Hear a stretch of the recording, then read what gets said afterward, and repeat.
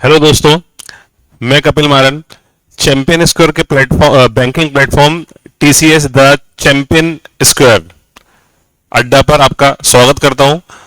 और जैसा कि लास्ट लेक्चर जो इंट्रोडक्शन लेक्चर था जिसमें मैंने सिलेबस डिस्कशन किया, मैंने बताया कि चैंपियन स्क्वायर आपके लिए लेकर आया है एक स्पेशल बैंकिंग प्लेटफॉर्म जिस पर वो स्टूडेंट जो बैंकिंग और इंश्योरेंस सेक्टर में अपना भविष्य देखते हैं वो इस पर इससे लाभ ले सकते हैं, इससे बेनिफिशिएट हो सकते हैं।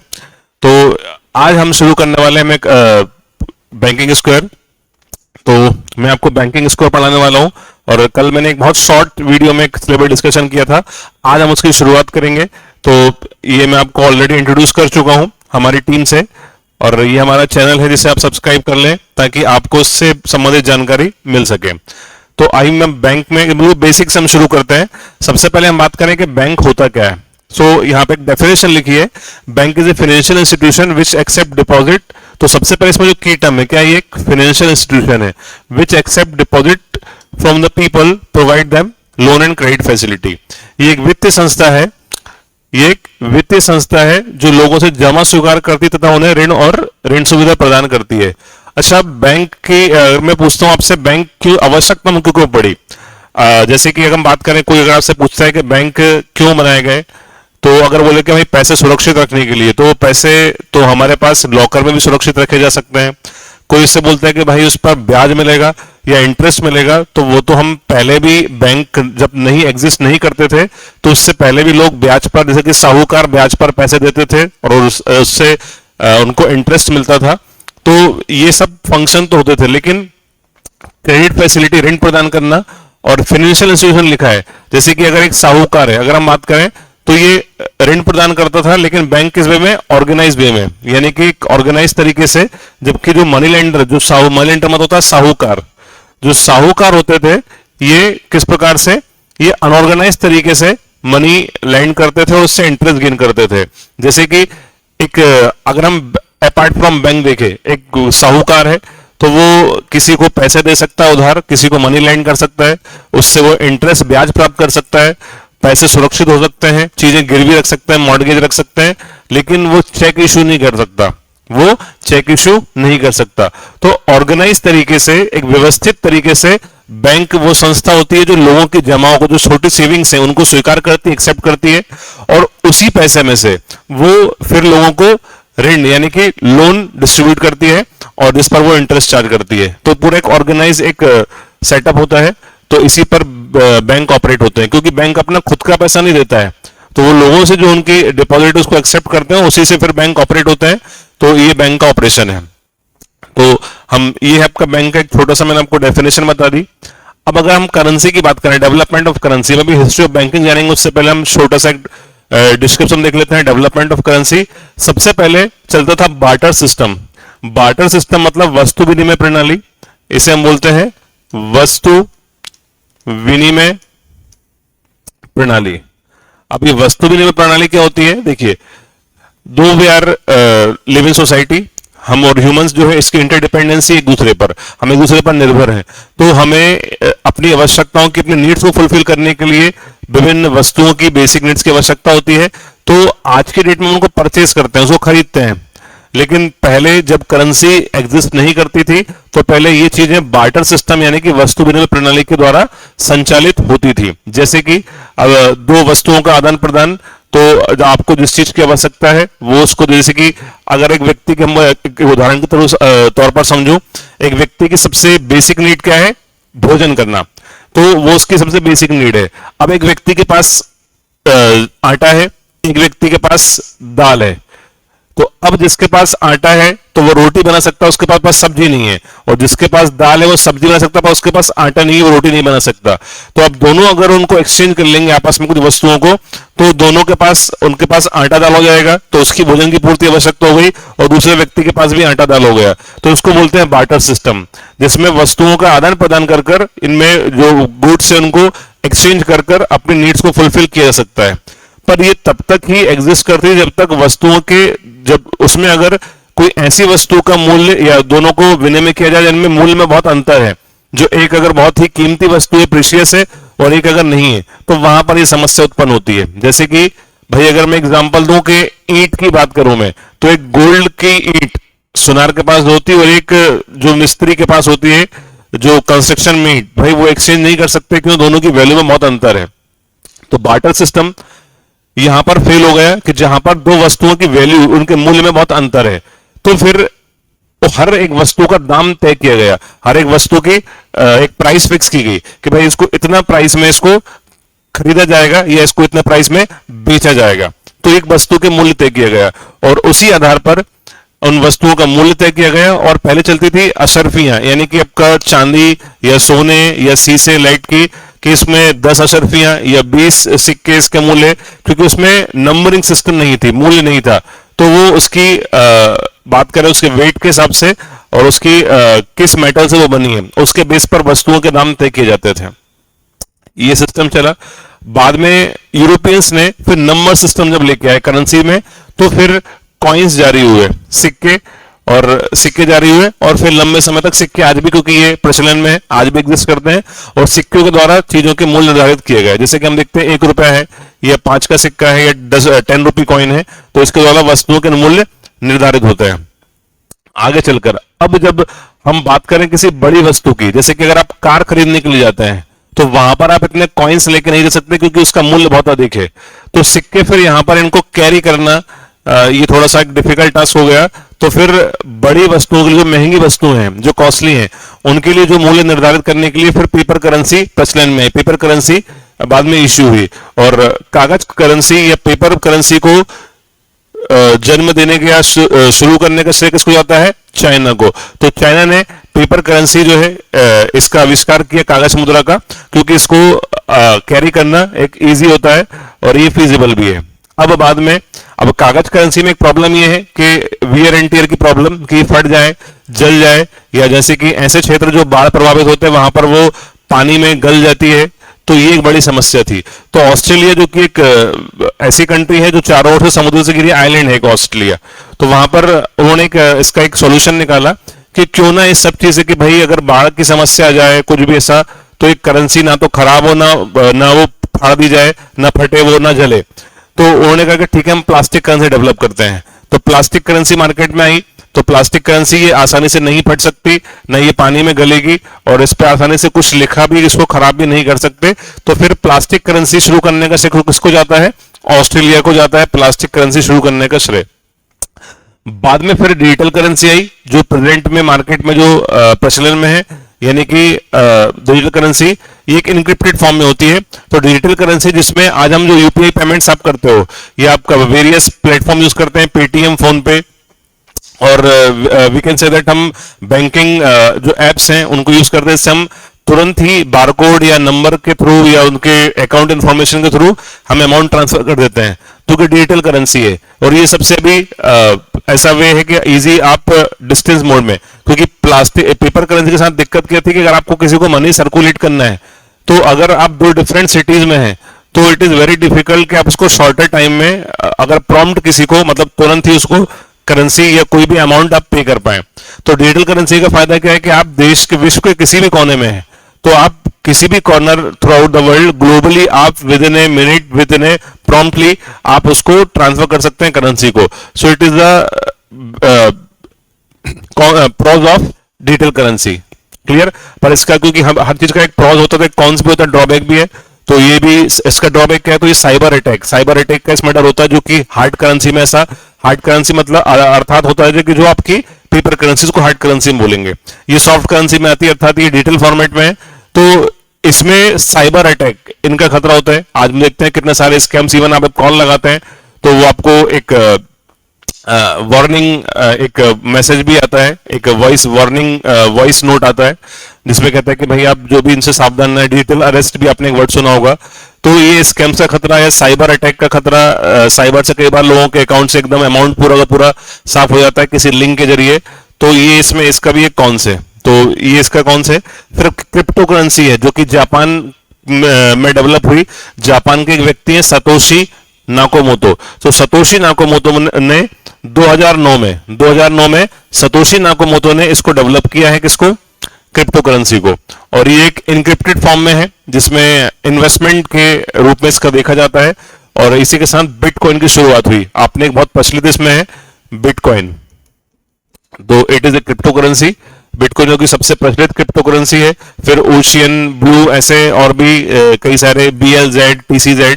तो इसमें सबसे प्रचलित बिटकॉइन, सबसे महंगी करेंसी भी ये है। तो एक ये मैंने आपको छोटा सा एक ओवरव्यू दिया करेंसी का।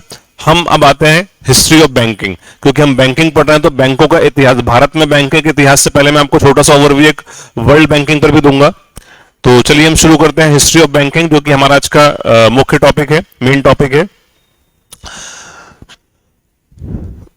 सक्सेसफुल की यहाँ पर स्पेल गलत है, it is a printing mistake. तो यहाँ पर सबसे पहले बात करें तो वर्ल्ड के जो पहले सक्सेसफुल बैंक है, ये बैंक ऑफ इंग्लैंड के नाम से 1694 में कहां पर स्थापित हुआ? ये इंग्लैंड में स्थापित हुआ, बैंक ऑफ इंग्लैंड के नाम से। तो ये पहला सक्सेसफुल वर्ल्ड बैंक की बात करें तो इससे पहले सबसे पहला जो बैंक माना जाता है तो bank of Venice, bank of Venice माना जाता है। तो बैंक ऑफ वेनिस की स्थापना, बैंक ऑफ वेनिस, ये 1157 में मानी जाती है। 1157 में bank of Venice, Venice actual में इटली, तो इटली में वेनिस है, तो बैंक ऑफ वेनिस इटली में 1157 में ये एस्टेब्लिश हुआ और ये एक आधिकारिक रूप से पहला बैंक माना जाता है। इसके बाद में यूरोपियन कंट्रीज में, क्योंकि वहीं से सबसे पहले बैंक की शुरुआत हुई, तो यूरोप से, उसके बाद में bank of Geneva, bank of Geneva, bank of Geneva and bank of Barcelona, bank of Barcelona की शुरुआत हुई। वेनिस क्योंकि इटली में है तो यह बैंक ऑफ वेनिस 1157 में इटली में स्टार्ट हुआ। Bank of Geneva, bank of Geneva it is a city in Switzerland. जब आप लोग हेडक्वार्टर्स पढ़ते हैं कई सारे वेरियस ऑर्गेनाइजेशन के, तो उसमें आपको जिनीवा नाम सुनने मिलता है। तो जिनीवा एक सिटी है and it is located in Switzerland. तो बैंक ऑफ जिनीवा स्विट्जरलैंड में एस्टेब्लिश हुआ। और फॉलो अप में bank of Barcelona, Barcelona is a city in Spain. Barcelona एक फुटबॉल क्लब भी है, काफी एक ऐसा क्लब है जिसको आप सब लोग लगभग जानते हैं, जैसे कि Real Madrid, Barcelona, Liverpool, these are the football clubs. तो ये भी आपका अवेयरनेस में आपको ये पता होना चाहिए, अवेयरनेस के टॉपिक्स में। तो बार्सिलोना एक सिटी है स्पेन में, तो वहां पर बैंक ऑफ बार्सिलोना स्पेन में स्थापित हुआ। अच्छा, ये और इसके बाद जो पहला सक्सेसफुल बैंक है वो कहां पर स्थापित हुआ? ये बैंक ऑफ इंग्लैंड 1694 में। तो ये इसी चरण में ये विश्व, क्योंकि हम पढ़ रहे हैं इंडियन बैंकिंग, लेकिन मैंने छोटा सा एक ओवरव्यू दे दिया है। अब ये बैंकों का जन्म हुआ कैसे? जब वहां पर एक व्यापारी था जो वहां से, जब क्योंकि यूरोपियन शुरू से एक ट्रेड का हब रहा है, तो जब वहां पर ट्रेड होता था तो एक व्यापारी देखता था कि जो वहां पर एक जो कॉस्ट पर था, बात करें हम जो आपके शिपयार्ड होते हैं यानी कि बंदरगाह, उस बंदरगाह में एक व्यक्ति था जो काम करता था, वहां पे स्टोर से काम करता था। तो उसने देखा कि जो व्यापारी हैं ये अपना माल भेजते हैं विदेश और फिर वहां से इनके पास माल आता है, जो भी गुड्स, उस समय भी इंटरनेशनल ट्रेड होता था जहाजों के जरिए।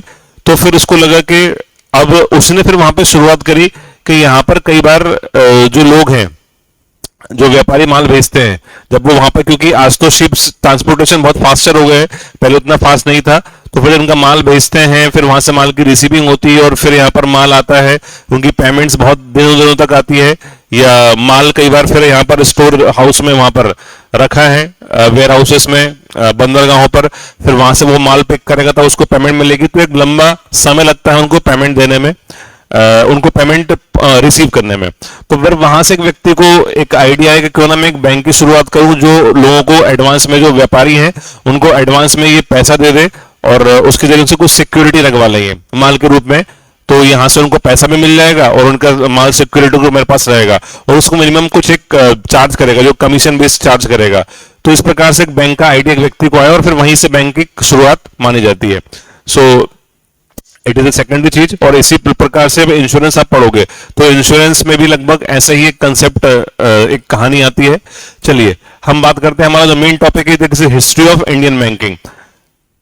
भारतीय बैंक का जो इतिहास है इसमें हम माने तो सबसे पहले, चलिए इसको हम पूरा एक टॉप फेज बाय फेज को पढ़ेंगे। तो जो सबसे पहला बैंक है भारत का, ये माना जाता है भारत का पहला बैंक, बैंक ऑफ हिंदुस्तान। तो 1770 में बैंक ऑफ हिंदुस्तान की स्थापना होती है और यही भारत का पहला बैंक माना जाता है। इससे पहले एक बैंक ऑफ मद्रास, तो इससे पहले 1643 में बैंक ऑफ मद्रास या मद्रास बैंक, तो मद्रास बैंक भी एक सुनने में आता है।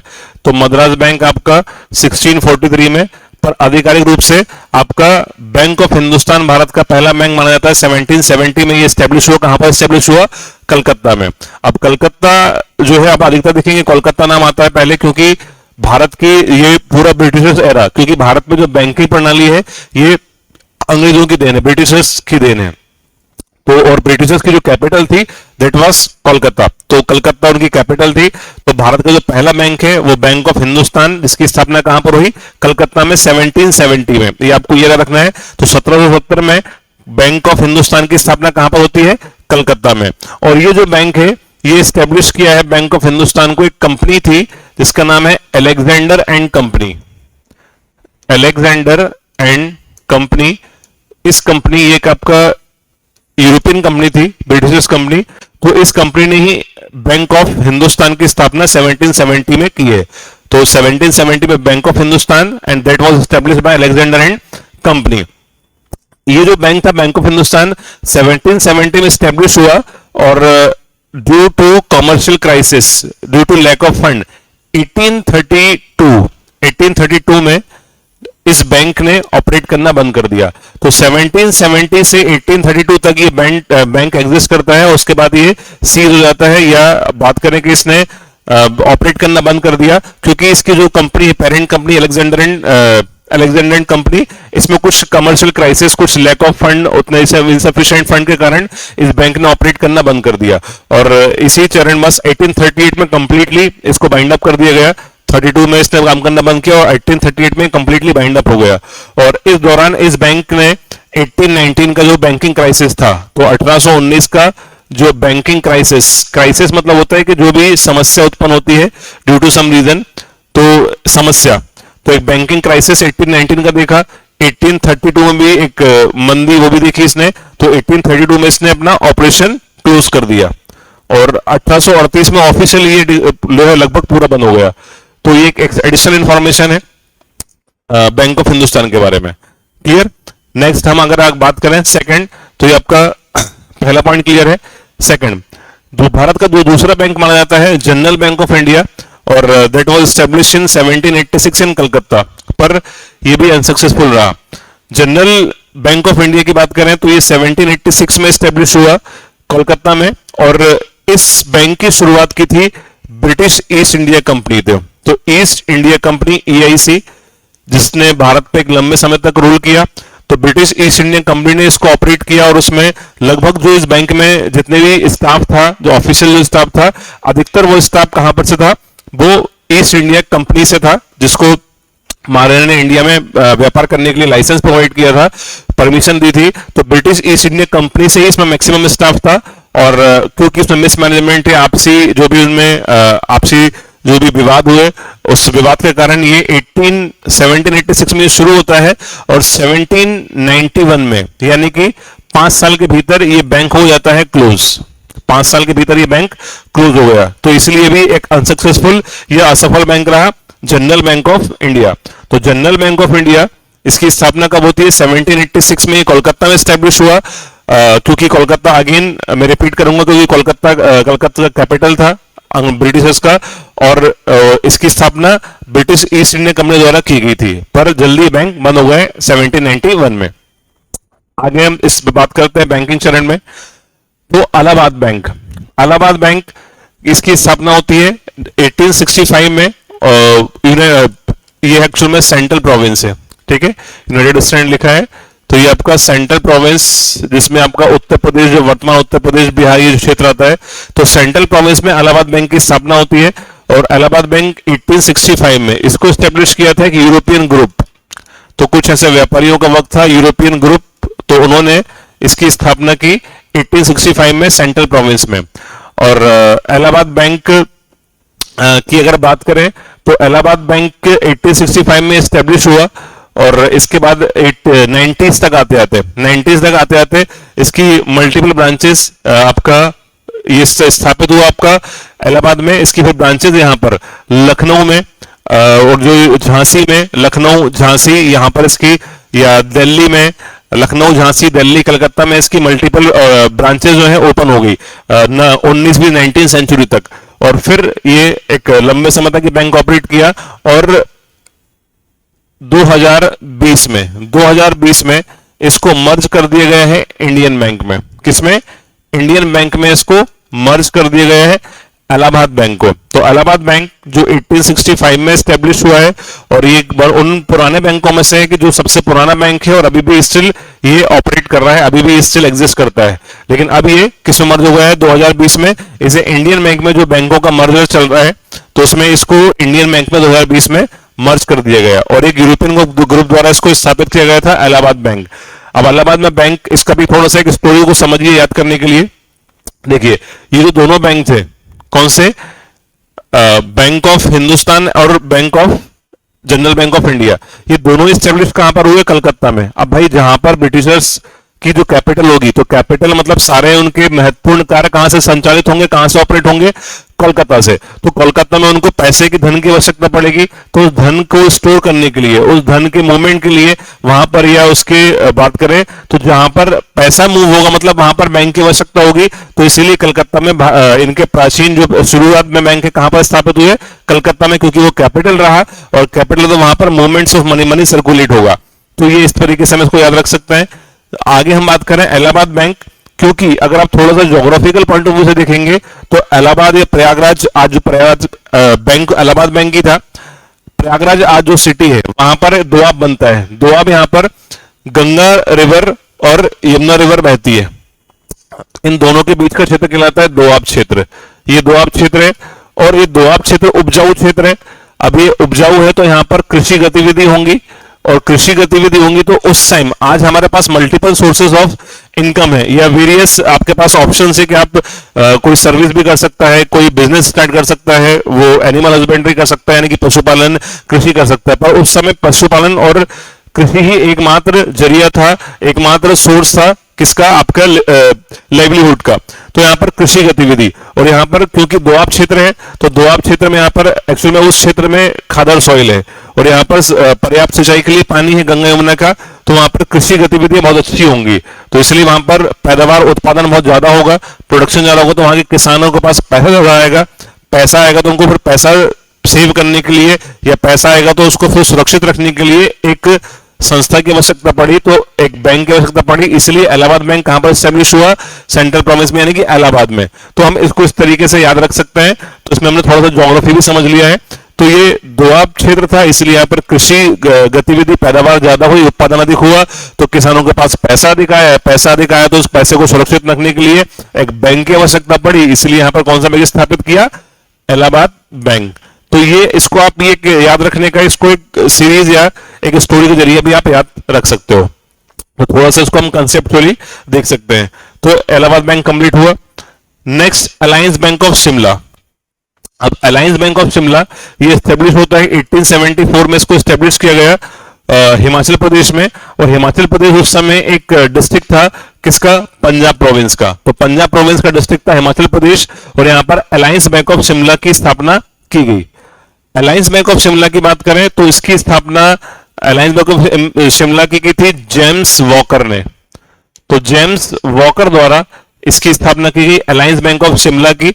अब यहां पर भी एक मैं क्लू देता हूं आपको कि शिमला में क्यों स्टैब्लिश किया गया, क्योंकि जो ब्रिटिशर्स थे ये कोलकाता मेन कैपिटल थी, पर अंग्रेजों की शिमला जो थी इनकी, ये ग्रीष्मकालीन राजधानी थी।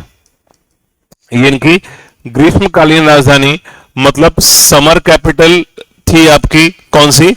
शिमला। अब शिमला क्योंकि समर कैपिटल है तो भाई जब कैपिटल होगी तो फिर वहां पर अगेन धन की आवश्यकता होगी। अब धन की आवश्यकता होगी तो फिर वहां पर धन को ऑपरेट करने के लिए, रेगुलेट करने के लिए वहां पर एक बैंक की आवश्यकता पड़ी। तो शिमला में अलायंस बैंक ऑफ शिमला की स्थापना कर दी गई। कहां पर कर दी गई? शिमला में, जो कि हिमाचल प्रदेश, और हिमाचल प्रदेश का उस समय क्या था? डिस्ट्रिक्ट था किसका? पंजाब प्रोविंस का। और जेम्स वॉकर ने इसकी आवश्यकता पड़ी। तो ग्रीष्मकालीन राजधानी में भाई जब आप घूमने जाओगे, ग्रीष्म बढ़िया एंजॉय करने जा रहे हैं वहां पर, तो फिर आपको पैसे की आवश्यकता पड़ेगी। तो ठीक है, एक फनी वे में मैंने बता दिया आपको। तो इस प्रकार से शिमला में अलायंस बैंक ऑफ शिमला की स्थापना की गई। कब की गई? 1874 में बाय जेम्स वॉकर। क्लियर? और शिमला क्या था? अंग्रेजों की ग्रीष्मकालीन राजधानी थी। आगे हम पढ़ते हैं अवध कमर्शियल बैंक। तो अवध, कई बार लोग इसको अवध ऐसे भी लिखते हैं, पर आपको अवध यही लिखना है, अवध कमर्शियल बैंक। मतलब यही आपको पढ़ना है।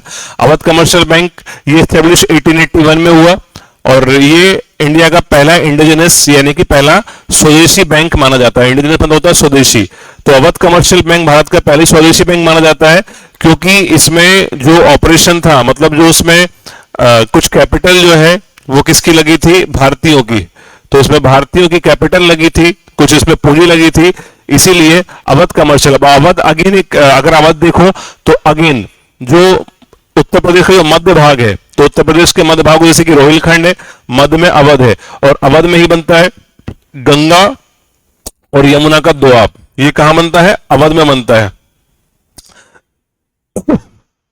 तो अवध अगेन यहां पर फिर कृषि संपन्न कृषि यहां पर दोआब क्षेत्र होगा, तो यहां पर कृषि गतिविधि होगी, कृषि गतिविधि होगी तो यहां पर जो है उत्पादन अच्छी होगी, तो उत्पादन अधिक होगा, प्रोडक्शन ज्यादा होगा, तो यहां पर पैसा आएगा, धन आएगा, धन आएगा तो पैसे को सुरक्षित रखने के लिए बैंक की आवश्यकता पड़ेगी, तो बैंक एस्टेब्लिश होगा, तो वो कहां होगा, जहां पर पैसा आ रहा है, मतलब अवध में, इसलिए अवध कमर्शियल बैंक की स्थापना की गई। और ये बैंक कब एस्टेब्लिश हुआ, 1881 में एस्टेब्लिश हुआ। और सबसे जो इसका की पॉइंट है, it was the first indigenous bank of India, Bharat का पहला स्वदेशी बैंक था Awadh commercial bank. Is it clear? आगे हम देखें तो इसमें पंजाब नेशनल बैंक, अब हम आगे जाते हैं। अच्छा, अवध कमर्शियल बैंक से पहले भारत में एक और बैंक एस्टेब्लिश हुआ था 1866 में, इसमें था United bank of India, United bank. तो यूनाइटेड बैंक 1866 में स्टैब्लिश हुआ और जब अवध कमर्शियल बैंक स्टैब्लिश हुआ तो इसके ऑपरेशंस को किसने टेक ओवर कर लिया, अवध कमर्शियल बैंक ने 1881 में उसके ऑपरेशंस को टेक ओवर कर लिया, किसके, यूनाइटेड बैंक के। तो यूनाइटेड बैंक अभी जो एग्जिस्ट करता है दैट इज डिफरेंट, तो यूनाइटेड बैंक के ऑपरेशन को उस समय फिर किसने टेक ओवर कर लिया, अवध कमर्शियल बैंक ने। और ये भारत का पहला स्वदेशी या पहला इंडिजिनस बैंक माना जाता है अवध कमर्शियल बैंक। आगे इस टाइम में हम बात करते हैं तो Punjab National Bank. Punjab National bank PNB was establish in 1894, ये लाहौर में एस्टेब्लिश हुआ। और अच्छा, अवध कमर्शियल बैंक की बात करें तो ये आपका फैजाबाद में एस्टेब्लिश हुआ था। कहां एस्टेब्लिश हुआ था, फैजाबाद। तो फैजाबाद में इसको अवध कमर्शियल बैंक को एस्टेब्लिश किया गया था, ये आप याद रखेंगे। अवध कमर्शियल बैंक 1881 में फैजाबाद में एस्टेब्लिश हुआ था। Back to the topic, Punjab National Bank. Punjab National Bank establish कब होता है, 1894 में पंजाब नेशनल बैंक एस्टेब्लिश हुआ। कहां पर, लाहौर में एस्टेब्लिश हुआ। और it was India's first complete indigenous bank. अभी भारत का पहला पूर्ण स्वदेशी बैंक माना जाता है पंजाब नेशनल बैंक। एक्चुअल में जब आपका जो नेशनल मूवमेंट थे, जो राष्ट्रीय आंदोलन थे, उन राष्ट्रीय आंदोलन का ही या स्वदेशी जो आंदोलन थे उनका ही एक रिजल्ट माना जाता है पंजाब नेशनल बैंक को। जो स्वदेशी मूवमेंट थे जिसमें स्वदेशी को अपनाने और विदेशी वस्तुओं को सभी को त्यागने की बात कही, तो महात्मा गांधी के मूवमेंट है स्वदेशी मूवमेंट, जो बहुत चर्चित मूवमेंट रहा। तो उसी में Awadh commercial Punjab National bank जो है, पंजाब नेशनल बैंक उसी स्वदेशी मूवमेंट जो थे उन्हीं का एक, बोल सकते हैं कि उसी का एक आउटपुट मान सकते हैं इसको। तो पंजाब नेशनल बैंक पीएनबी कहां एस्टेब्लिश हुआ, लाहौर। लाहौर ये बोल सकते हैं इसमें एक अनारकली बाजार, अनारकली बाजार जो कहां पर एग्जिस्ट करता है, ये जो प्रेजेंट पाकिस्तान है, ये एक्चुअली में प्री इंडिपेंडेंस की बात हो रही है क्योंकि पाकिस्तान जो कंट्री है ये 1947 के बाद से एग्जिस्ट करती है। उससे पहले पाकिस्तान था ही नहीं, उसका कोई वजूद नहीं था, वो एग्जिस्ट नहीं करता था। तो वैसे भी अभी हाल ही में पाकिस्तान में ट्रेंडिंग में चल रहा है, आपने देखा अभी पाकिस्तान और इंडिया के जो क्लैशेस अभी हुए तो ट्रेंडिंग में है। तो पाकिस्तान 1947 से पहले विश्व के नक्शे पर पाकिस्तान नाम का देश था ही नहीं, भारत का ही एक भाग था पाकिस्तान, और आज पाकिस्तान हमें आंख दिखा रहा है। तो चलिए नेवरदलेस, तो पाकिस्तान कि में अनारकली बाजार, यहां पर उस समय प्री इंडिपेंडेंस में ये इंडिया का पार्ट हुआ करता था, तो यहां पर एस्टेब्लिश हुआ पंजाब नेशनल बैंक। और इसकी स्थापना दो फ्रीडम फाइटर्स ने की थी। इसमें एक है आपके Lala Lajpat Rai, Lala Lajpat Rai, and another one is Dayal Singh Majithia.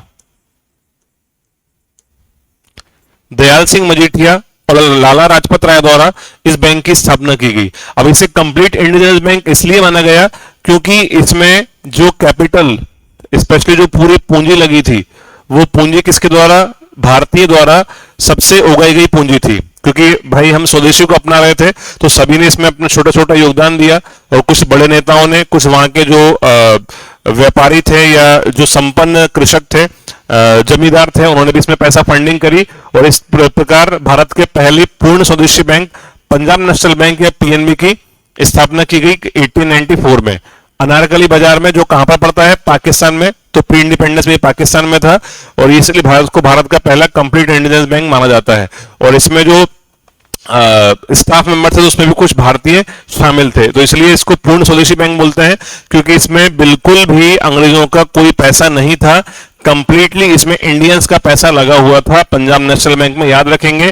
तो इसकी पूंजी पूरी प्रकार से क्या थी, भारतीय पूंजी पर आधारित था पंजाब नेशनल बैंक। और पंजाब नेशनल बैंक आज भी एग्जिस्ट करता है, PNB one of the oldest bank of India, Punjab National bank, ठीक है। अभी वर्तमान में इसका हेडक्वार्टर आफ्टर इंडिपेंडेंस इसका हेडक्वार्टर कहां शिफ्ट हो गया, नई दिल्ली में, और वर्तमान में इसका न्यू दिल्ली में हेडक्वार्टर है पीएनबी का। तो इसका प्रेजेंट हेडक्वार्टर कहां पर है, न्यू दिल्ली में।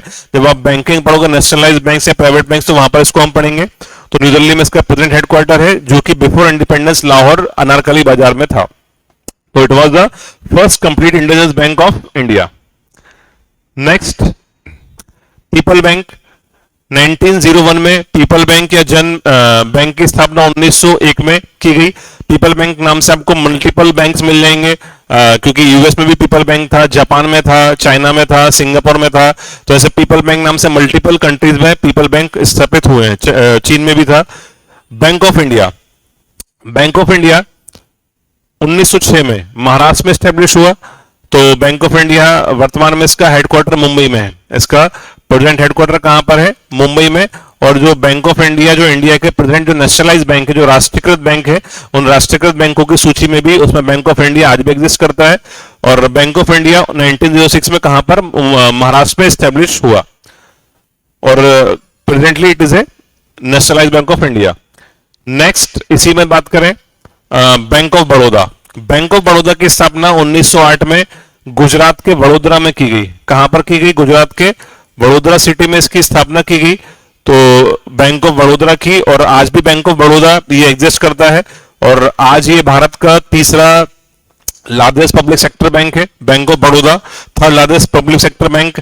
1908 में गुजरात में के वडोदरा में इसकी स्थापना की गई, और इसको स्टैब्लिश किया था गुजरात के जो वडोदरा के जो महाराजा थे, गुजरात के जो महाराजा थे गायकवाड़। तो गायकवाड़ जो थे यहाँ के जो महाराजा, उनके द्वारा तीसरे थे गायकवाड़ थर्ड, तो इनके द्वारा बैंक ऑफ बड़ौदा की स्थापना की गई। कहां पर, वडोदरा में, जो कि कहां पड़ता है, गुजरात में। तो बैंक ऑफ बड़ौदा जो अभी भारत का तीसरा सबसे बड़ा पब्लिक सेक्टर बैंक है, 1908 में गुजरात में वडोदरा के जो राजा थे गायकवाड़, जो उनके द्वारा इसकी स्थापना की गई थी। हम आगे इसमें बात करें, सेंट्रल बैंक ऑफ इंडिया। तो सेंट्रल बैंक ऑफ इंडिया 1911 में महाराष्ट्र में स्टैब्लिश हुआ। अभी जो उसका प्रेजेंट हेडक्वार्टर भी कहां पर है, मुंबई में है। तो उस समय एक्चुअली महाराष्ट्र ना होकर बॉम्बे स्टेट था, ये भी आपका बॉम्बे था, यहां पर ये बॉम्बे में थे। तो वर्तमान जो यहां पर ये वर्तमान की लोकेशन लिखी है, तो वर्तमान महाराष्ट्र में है, वर्तमान गुजरात में है, और यहां पर ये वर्तमान महाराष्ट्र में। तो इसका हेडक्वार्टर कहां पर है, मुंबई में, central bank of India, and it is also a nationalise bank of India. ये भी अभी भारत का एक नेशनलाइज बैंक है। सेंट्रल बैंक ऑफ इंडिया 1911 में स्टैब्लिश हुआ, आज के डेट पे प्रेजेंट महाराष्ट्र में। और ये इंडिया का, इसमें एक नोट लिखा हुआ है, फर्स्ट कमर्शियल बैंक है जो completely own and manage by Indians. तो इसमें क्योंकि जो कैपिटल था वो भी पूरा इंडियंस का था, और दूसरा तो कंप्लीटली ओन, तो कैपिटल भी इंडियंस का था, और मैनेजमेंट वो भी किसका था, इंडियंस का था। तो इसमें जो वर्किंग स्टाफ है वो भी पूरा इंडियंस था, और इसमें कैपिटल भी इंडियंस की लगी थी। तो ये भारत का पहला ऐसा बैंक है जो कमर्शियल बैंक जो completely own and manage by Indians. ये भी आप याद रखेंगे, सेंट्रल बैंक ऑफ इंडिया। और सेंट्रल बैंक ऑफ इंडिया की स्थापना भी की थी सोराबजी पोनखानवाला, इन्होंने इसकी स्थापना की थी, सोराब जी ने सेंट्रल बैंक ऑफ इंडिया की, ये उनके द्वारा स्थापित किया गया था। ठीक है, ये आप याद रखेंगे सेंट्रल बैंक ऑफ इंडिया के बारे में। नेक्स्ट हम बात करें bank of Mysore. Bank of Mysore की स्थापना 1913 में की गई। मैसूर ये कर्नाटक में, मैसूर कर्नाटक का पुराना नाम मैसूर स्टेट था वो, तो बैंक ऑफ मैसूर की स्थापना की गई। यहां पर वहां के जो किंग थे वाडियार, ठीक है, तो वाडियार जो किंग थे उनके द्वारा इसकी स्थापना की गई 1913 में बैंक ऑफ मैसूर की। अब 1913 के बाद जो 1914 से लेके 1914 से लेके जो 18 का फेज है, इसे माना जाता है भारत में बैंकिंग क्राइसिस। बैंकिंग क्राइसिस मतलब इस दौरान कोई भी भारत में नए बैंक स्थापित नहीं हुए, तो इस फेज को बैंकिंग क्राइसिस के नाम से जाना जाता है। अब ऐसा क्या था 1914 से 1918 के बीच में कि बैंकिंग फेज के रूप में इसे चिन्हित किया गया, इसको माना गया। तो the duration of 19 from 1914 to 1918 was, क्योंकि यहां पर वर्ल्ड वॉर फर्स्ट, तो प्रथम विश्व युद्ध का ये एरा था, वर्ल्ड वॉर प्रथम का। और क्योंकि हम ब्रिटिशर्स के अंडर में थे, तो ब्रिटिशर्स ने उसमें इंग्लैंड जब यूके उसने पार्टिसिपेट किया, तो कहीं ना कहीं उसका प्रभाव भारत पर भी पड़ा। तो और हमारे यहाँ जो जितने भी बैंक थे लगभग वो यूरोपियंस के ही सपोर्ट से या उन्हीं का वो आइडिया था, उन्हीं ने कंसेप्ट इंप्लीमेंट किया बैंकिंग का, और वो क्योंकि उस वॉर में पार्टिसिपेट कर रहे थे, तो 1914 से 1918 के बीच में कोई भी डेवलपमेंट एक्टिविटी नहीं की गई, कोई भी नया बैंक स्थापित नहीं हुआ। इसीलिए इस फेज को बोलते हैं बैंकिंग फेज, बैंकिंग क्राइसिस, जो कि किस रीजन से था? Due to World War first, प्रथम विश्व युद्ध के कारण। आगे बढ़ते हैं हम, आगे सीरीज में हम देखते हैं 1921 में इंपीरियल बैंक ऑफ इंडिया की स्थापना हुई भारत में, और ये तीन बड़े बैंकों के मर्जर से बना था। तीन बड़े बैंकों के मर्जर से बना था। बैंक ऑफ कलकत्ता जिसकी स्थापना 1806 में की गई थी, बैंक ऑफ बॉम्बे 1840 में की गई थी, और बैंक ऑफ मद्रास 1843 में इसकी स्थापना की गई थी। इन तीन बैंकों के मर्जर से बना है आपका imperial Bank of India. Imperial Bank of India बना है इन तीन बड़े बैंकों के मर्जर से, और उस समय ये तत्कालीन सबसे बड़ा बैंक था इंपीरियल बैंक, और इसकी स्थापना का श्रेय जाता है जॉन मेनार्ड केन्स को। जब आप इकोनॉमिक्स पढ़ते हो तो ये नाम सुनने में आता है, तो जॉन मेनार्ड केन्स, ठीक है, तो जॉन मेनार्ड केन्स द्वारा ये शुरू में मिक्स इकोनॉमी के जनक, फादर ऑफ मिक्स इकोनॉमी या मिश्रित अर्थव्यवस्था के जनक कहा जाता है जॉन मेनार्ड केन्स को, और इनको ही श्रेय जाता है इंपीरियल बैंक ऑफ इंडिया की स्थापना को, जिन्होंने तीन बड़े बैंकों के मर्जर से इस इंपीरियल बैंक ऑफ इंडिया की स्थापना की। Imperial Bank of India bank, इन तीनों की स्थापना, और ये उस समय इनको तीनों को प्रेसिडेंसी बैंक कहा गया। क्या कहा गया इन्हें?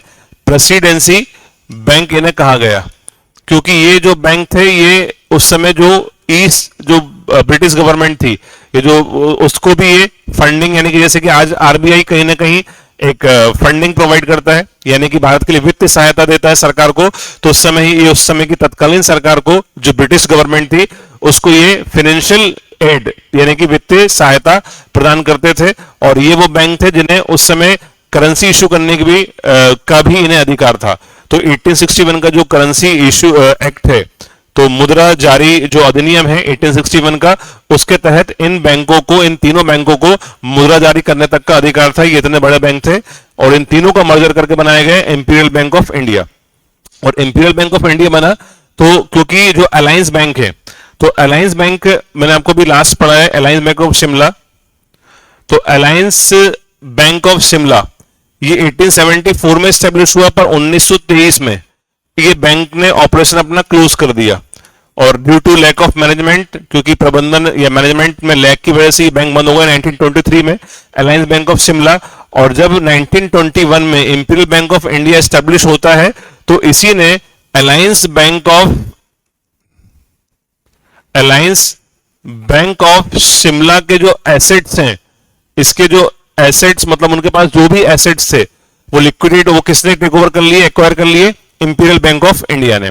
तो उस समय का सबसे बड़ा बैंक बना imperial Bank of India 1921। So it is a remarkable, बोल सकते हैं कि एक bank establish in the history of banking later on. और ये इसमें लिखा है कि प्रोवाइड फाइनेंशियल, ऑलरेडी मैंने आपको ये मेंशन कर दिया है, ईस्ट इंडिया कंपनी और ये ब्रिटिश गवर्नमेंट को ये प्रोवाइड करता था फाइनेंशियल एड, और इनको राइट टू इशू करेंसी, इसको मुद्रा जारी करने तक का भी अधिकार था इंपीरियल बैंक ऑफ इंडिया को। आगे हम बढ़ते हैं, 1935 में। जब हम आरबीआई सेपरेटली जब पढ़ेंगे तो उसमें आपको हिस्ट्री ऑफ आरबीआई पढ़ाऊंगा, पर इसमें हम क्योंकि बैंकिंग एरा पढ़ रहे हैं हिस्ट्री, तो उसमें हम आरबीआई पढ़ लेते हैं। तो 1935 में आरबीआई स्टेब्लिश हुआ। आरबीआई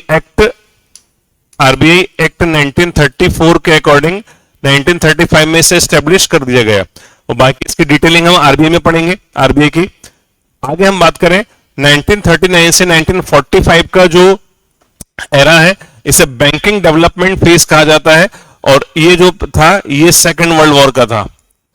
सेकेंड वर्ल्ड वॉर, इसमें एक्टिवली भारत ने पार्टिसिपेट नहीं किया, और इस दौरान जो है हमारा डेवलपमेंट होता रहा, और ये इंडिया में बैंकिंग डेवलपमेंट फेज माना जाता है। जबकि और रिमाइंड कि जो फर्स्ट वर्ल्ड वॉर था 1914 से 1918 वो बैंकिंग क्राइसिस फेज था, और ये आपका बैंकिंग डेवलपमेंट फेज है, दोनों को आप याद रखेंगे। और ये समयावधि भारत में बैंकिंग विकास चरण के रूप में जानी जाती है, और उस समय द्वितीय विश्व युद्ध हुआ था, ये ऑलरेडी यहां पर मेंशन है। चलिए, स्टेट बैंक ऑफ इंडिया। अब इसके बाद 45 तक की बात हो गई। 1947 में भारत आजाद हो गया, हमें इंडिया फ्रीडम हो गई, और अब गवर्नमेंट ऑफ इंडिया, अब भारत सरकार ने जो है, भारत सरकार अब हम संप्रभु राष्ट्र बन गए, और 1950 में हमारा संविधान भी लागू हो गया।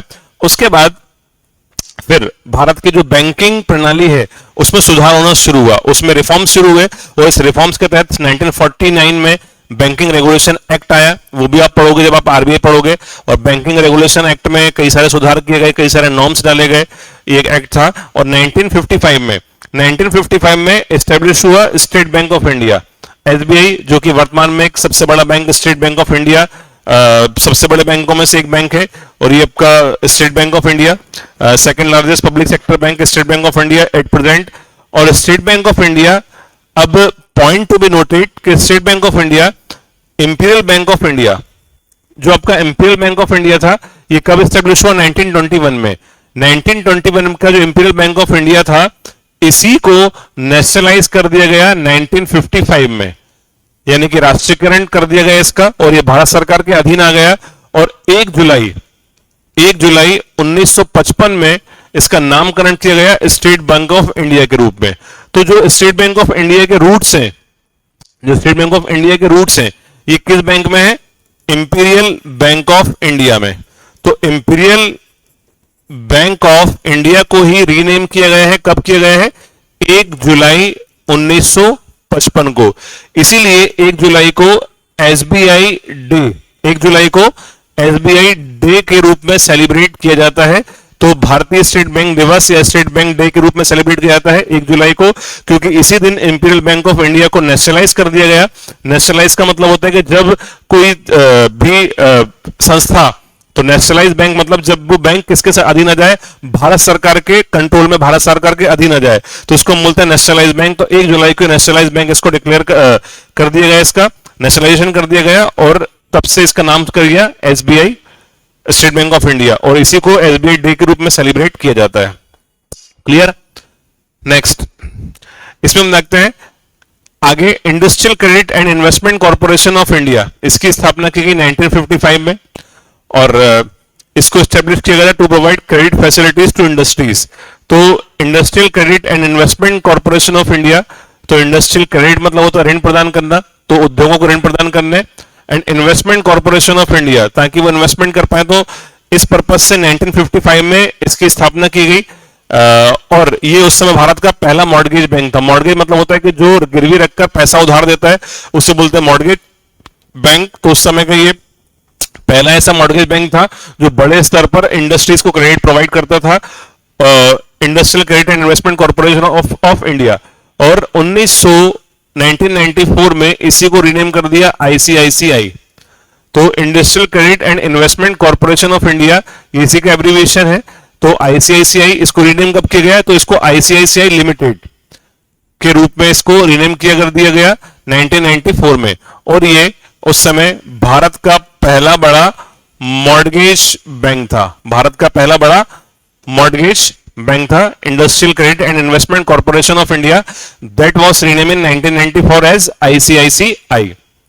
आगे देखते हैं हम, इसमें 1977 में housing development and finance corporation ये एस्टेब्लिश हुआ, और ये भी उस समय एक अनदर मॉर्गेज बैंक था, it is also another mortgage bank जो कॉर्पोरेट हाउसेस के लिए, किसके लिए, कॉर्पोरेट हाउसेस के लिए या हाउसिंग पर्पस से ये लोन प्रोवाइड करता था, क्रेडिट फैसिलिटी प्रोवाइड करता था।